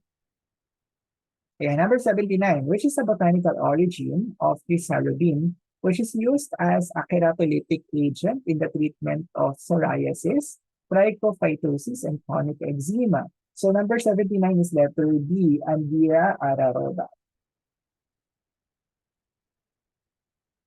Yeah, number 80. the cyanogenic glycoside obtained from bitter almonds and Prunus amygdalus of our amara is, ayan, so remember na Prunus amygdalis var amara is your bitter almonds. Okay? Ayan, kasi yung amara means bitter. Okay? So meron pang isa pa si Prunus amygdalis vargaceus. Alright? Both of these variants of your almonds produce as their glycoside amygdalin. Okay? Ayan, so si amygdalin. Ayan. Now, remember that amygdalin, upon hydrolysis, produces your mandelonitrile, okay, which is basically benzaldehyde cyanohydrine. All right? Ayan. So, yung mandelonitrile, this is the A-glycone. This is the A-glycone of your amygdalin. And then benzaldehyde is produced only upon hydrolysis of the nitrile group of your D-mandelonitrile. All right? So our answer is letter A, amygdalin. Yeah. Prunasin is produced by Prunus serotina, cherry naman. Yeah. Number 81, mandelonitrile is structurally, ano sagot ko na kanina to, letter A. Ayan, benzaldehyde, cyanohydrate.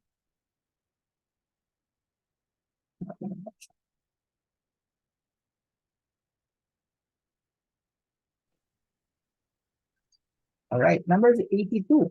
Cyanogenic glycosides produce hydrocyanic acid in the presence of which enzyme? Ayan. So, ito yung nabanggit natin kanina, no? Always remember our code. IMAs.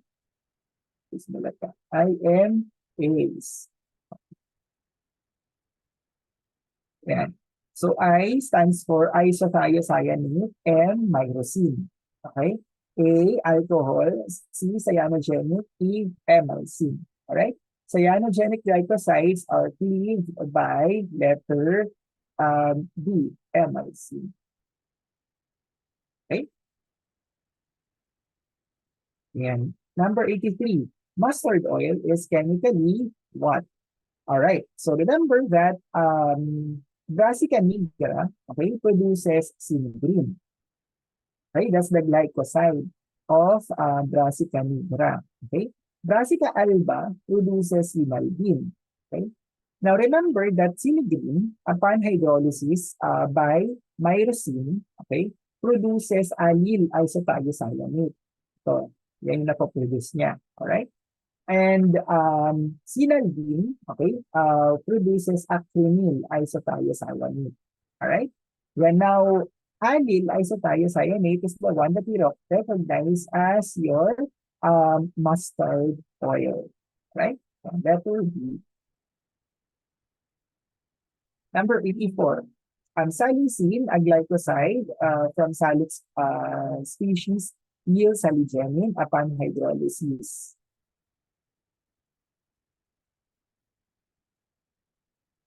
Ayan. And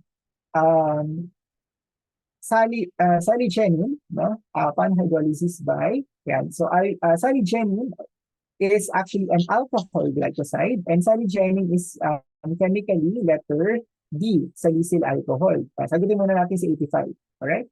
Salicyl alcohol, okay, is an alcohol aglycone. Okay? Therefore, ayan, balik tayo dito kay IMACE. A is alcohol. It is hydrolyzed by emulsine. So the answer for 84 is letter B, emulsine. Alright? Again, number 86. And these are photosensitizing furofumarins from aminahus and are used in PUVA treatment of psoriasis. So these are your letter D, soralons. Kaya, so cantharidin, no? So ano yung special kay cantharidin? Ito yung Spanish flies, no? Or blistering flies, no? Which is used as an aphrodisiac. Okay? From family Cantharidae. Alright? And then trisarudin, it is a keratolytic, no? Yan, from your goa powder, it is your Andira araroda. Prunacin, no? Prunacin is the glycoside from Prunus serotina, right? A cyanogenic glycoside. Number 87, dicumarol obtained from improperly cured leaves and flowering tops of Melilotus officinalis is medicinally used as letter A, anticoagulant. Yeah, so dicumarol is an example of a lactone glycoside, which is used as anticoagulant. Number 88, black are tannins that are composed of several molecules of hexahydroxydipenic acid and a central glucose molecule. Yeah, remember that there are three types of tannins. Okay, true tannins. Sorry, there are two types, no? True and pseudo tannins. Okay, under the true tannins, you have the hydrolyzable tannins and the non-hydrolyzable tannins. So, tatlo sila, no? The true tannins, hydrolyzable tannins, and non-hydrolyzable tannins, and the pseudo tannins. Alright? Ayan, so yun yung tatlong klase ng tannins, no? Now, under the true tannins, there are two types. Okay, you have the gallotannins, which yield upon hydrolysis gallic acid. Okay, and glucose. Okay, it has a central glucose molecule and gallic acid. Tapos, you also have elagitannins, no, which upon hydrolysis produces hexahydroxydipenic acid and a central glucose molecule. All right. Therefore, our answer is letter B, elagitannins. Yeah, number 89. Tannin reds, which are polymeric products of condensed tannins, also known as non-hydrolyzable tannins or proanthocyanidins, are also known as letter C, phlobatins. Number 90. The test for tannins, which involves the reaction of polyphenols with ferric salts, is letter A, Goldwetter's skin test. Alright? So, di ba, na-explain ko naman before, no? How the Goldwetter's skin test is done. So, basically, you soak the tannins containing solution, you soak the skin, no, the pork intestinal skin, in the tannin containing solution, and then you let it dry, okay? And that is what we call the tanning reaction, alright? Pag sinabing tanning reaction, ito yung leather formation, alright?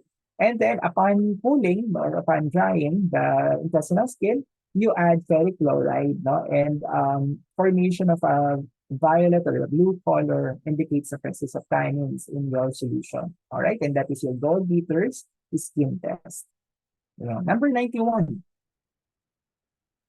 An alkaloidal reagent that consists of potassium mercuric iodide is known as, ayan, so ano kaya siya dito? No? Ayan, so potassium mercuric iodide. Letter A, Dragendorf's reagent. This is your potassium bismuth iodide. No? Ayan, so A is wrong.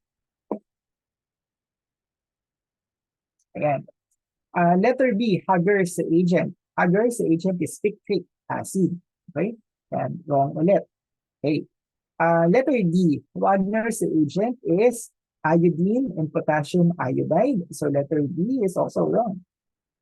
So our answer is letter C, Mayer's reagent. Ayan. Number 92.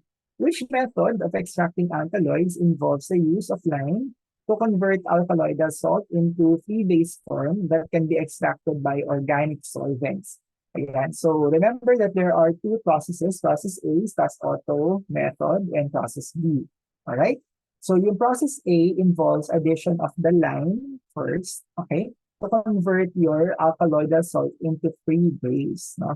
Once the free base form of the alkaloid is produced, no, the free base can now be extracted by chloroform. However, ang problem lang is that chloroform also extracts other molecules, no? Ayan, so other nonpolar molecules. That's why you need to add acid, no, to the chloroform layer to convert the alkaloidal free base into alkaloidal salts. Okay, and then your alkaloidal salts will now be present in the aqueous layer. All right, so our answer is letter A, process A. Letter C, process A. All right. Process B involves addition of the acid first. Okay, so lalagyan mo muna ng acid to convert the free base of alkaloids to alkaloidal salts. Okay, And then the alkaloidal salts, no, may contain impurities, no, of polar substances. That's why you will add a base, no, usually lime, and to convert them into free base. Okay, and then you extract the free base alkaloid using solvents. All right. Yeah, so yan yung ating process A and B. So our answer for number 92 is process A, also known as Stas-Otto method. Number 93. The botanical origin of quinine, a common anti-malarial drug, is and letter A, Artemisia annua. This produces artemisinin, okay, or artesunate. Okay, both are used as alternative drugs for the treatment of malaria. Syphilis ipecacuanha, okay, produces ipecac. No, yan. So ipecac is an emetic, no, alkaloid. Letter C, Cinchona subsirubra, no, produces cinchonine and quinine or quinine, okay, and quinidine, no, ayan. So our answer is letter C. Ayan. So this is the red cinchona, no, subsirubra. Letter D, erythroxylon troxyliense.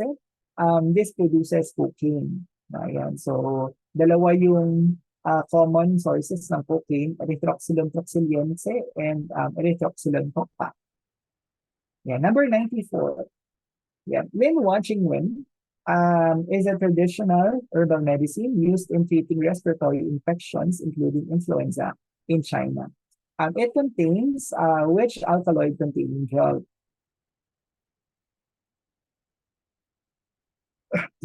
Among the drugs, food drugs that are found in Lin Wachingwen is letter B, ephedra sinica, no, the source of ephedrine.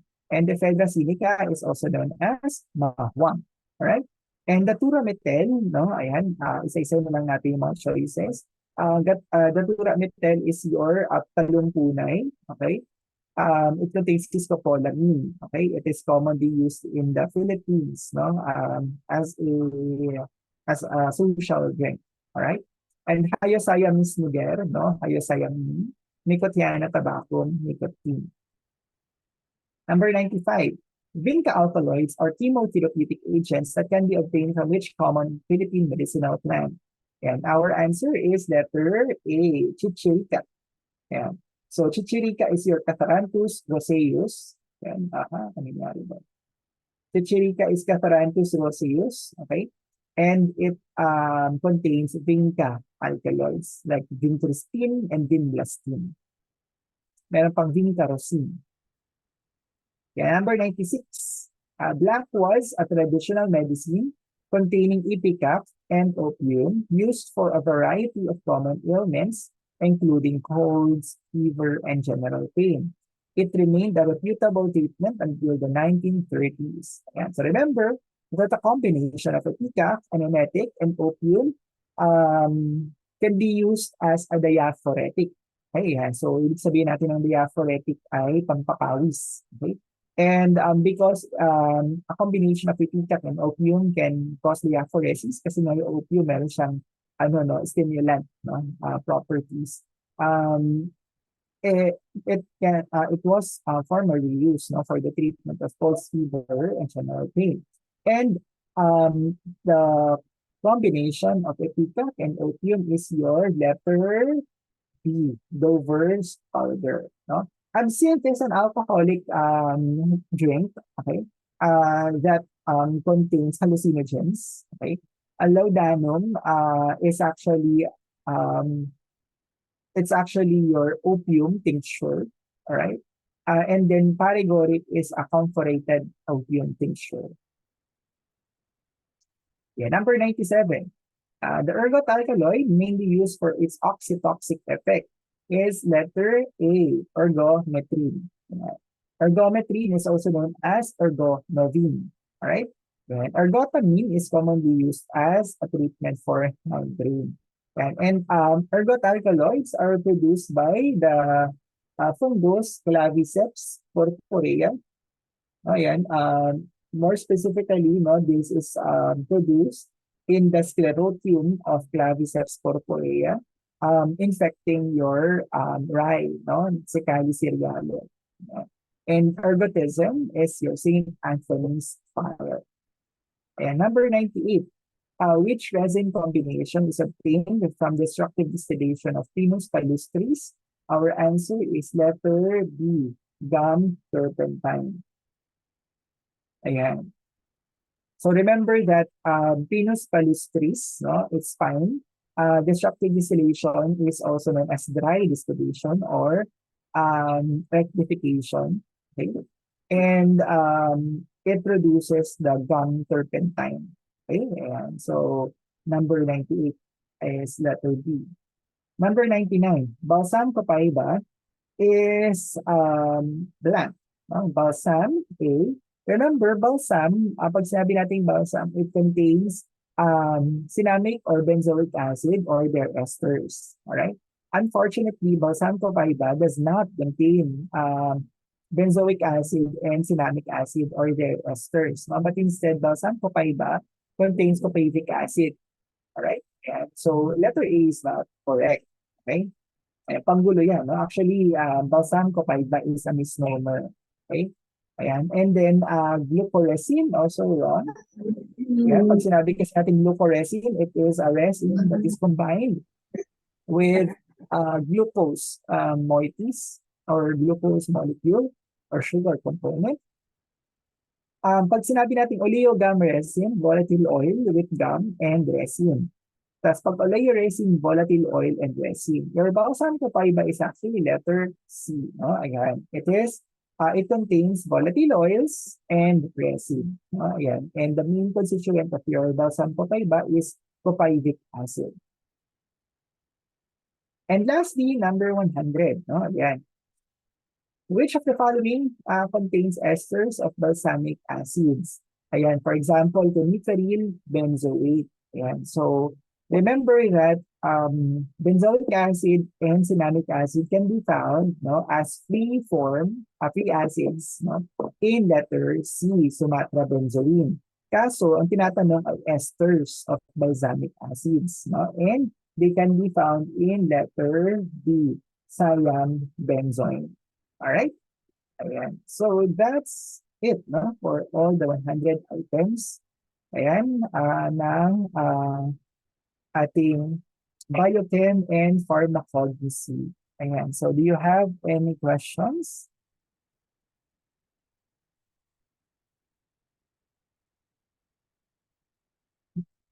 Metabolism and vitamins. I already sent, no? Tama ba? I think I did. Hindi ko pa ba nasisend? I think I already sent you uh, the the PowerPoint for biochemistry. Na-send ko na siya nung may nag-request sa inyo. And for vitamins, what the contents of the slides ng vitamins, it's the same content as in the handouts that I gave you. Yan. So, kung titingnan ninyo, yan, maganda lang ang kulay ng slides, but the contents are the same. Okay? Alright. So, yun. Tapos if you are looking for the actual biochemical reactions, okay, they're also in your handouts. Yan. So nandoon siya sa last portion of the pharmacognosy handouts. Mahaba ang mga handouts ko because they contain all of those information already. So I already sent them to you. Yeah. So let me check.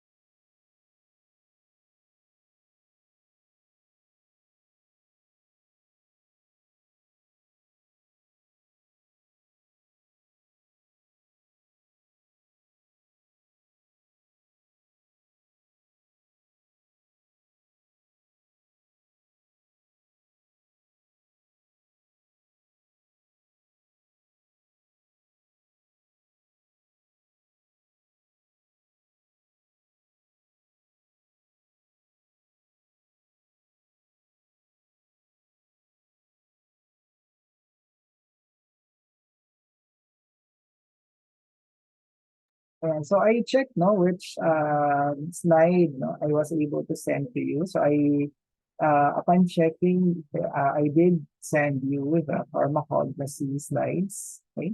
But for the biochem slides, it's actually very large file. Um,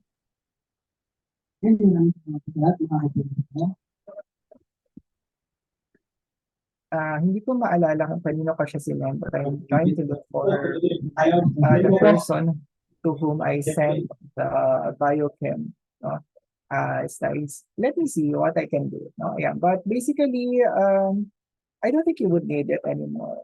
Kasi the handouts that you receive, no? Yeah, let me check the handouts that you receive for this one. It actually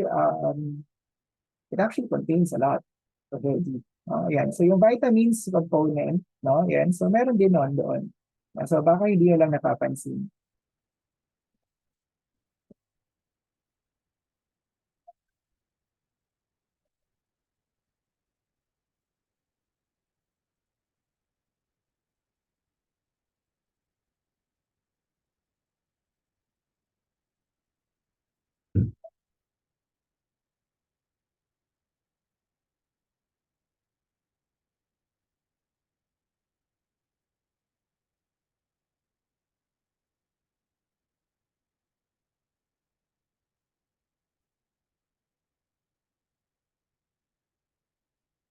But maybe what I can do is I'll just forward this to you. No?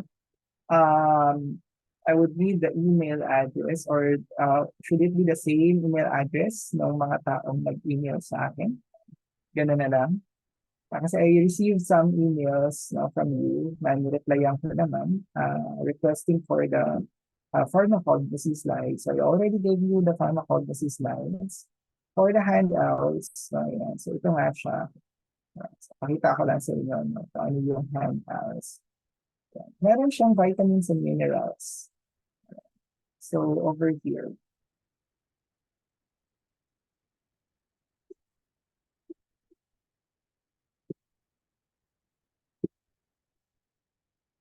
Ayan. Ito yung binigay ko sa inyong handouts, right? Yan. So it's got the vitamins and minerals there. So kung ano yung laman ng slides, it's actually basically this one. Okay? So I don't think that you need a separate slide for that. Ayan din siya. Okay? And then for the pharmacology part, and so if you just did not notice, the last portion actually contains the pathways, yeah, which basically shows you the necessary things that you need to know when it comes to biosynthetic pathways and metabolism. So yan din siya. All right. But what I can do is I can probably send to you, but just give me the email address and to whom I should give this information.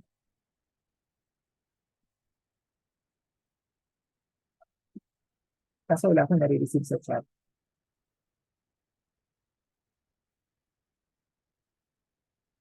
Any other questions? Or baka hindi ako naririnig, ano? Okay, basta yun. Nanas ko naman.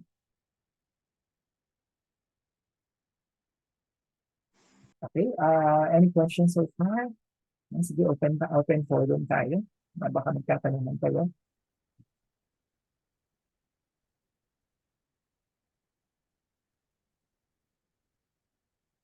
Email address naman. Yes. Pang-email. Ayan. Or send ko na lang kung sino yung humingi na last time.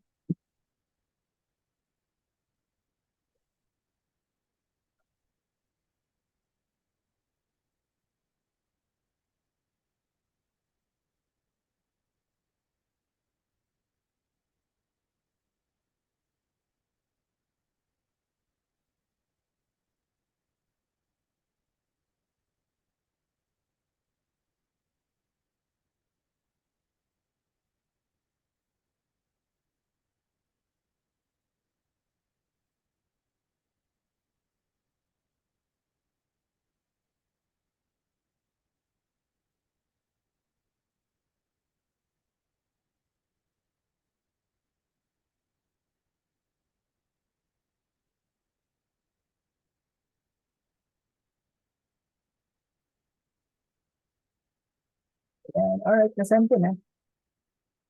Okay, so anyone else? Any question, clarifications? All right, share kayo.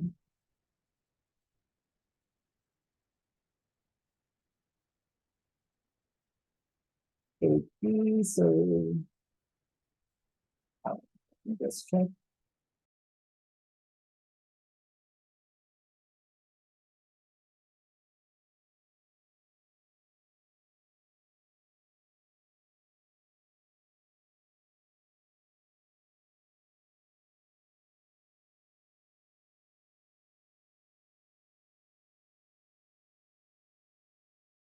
All right. If you no longer have any questions, um, concerns, clarifications, ayan, so meron pa kayong next two, no, na rationale for the day. Ayan. Yeah.